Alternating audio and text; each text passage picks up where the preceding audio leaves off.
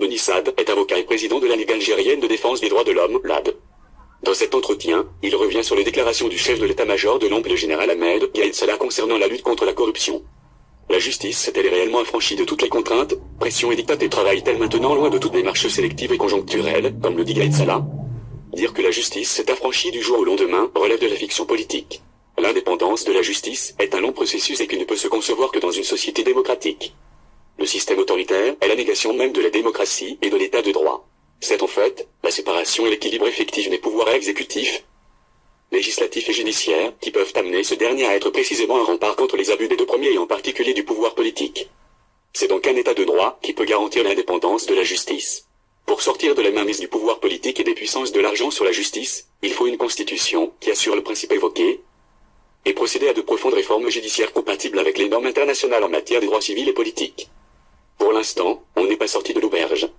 Faut-il réformer la justice et amender les textes de loi avant d'entamer des poursuites contre ceux qui ont été impliqués dans les affaires de corruption, ou faut-il plutôt aller vite comme préconise le chef de l'armée? Il faut savoir que le délit de corruption ou de prédation est imprescriptible au terme de la loi. Il est tout à fait normal que les autorités judiciaires prennent des mesures conservatoires pour préserver les biens publics face à l'impunité de la prédation qui a prévalu au moins depuis 20 ans. Le peuple aujourd'hui réclame une justice impartiale, qu'elle soit la même pour les puissants et les pauvres.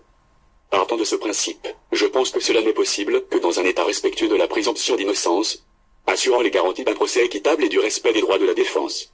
On ne doit pas condamner les personnes avant qu'elles ne soient définitivement jugées avec toutes les garanties que je viens de citer.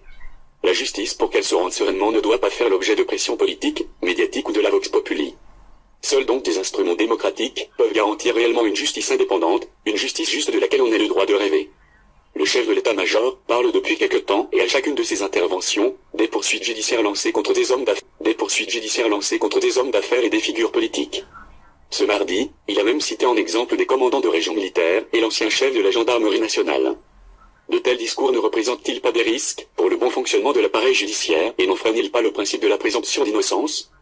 Le principe du procès équitable commence dès la garde à vue, en passant par l'enquête préliminaire, l'instruction et enfin le procès en lui-même.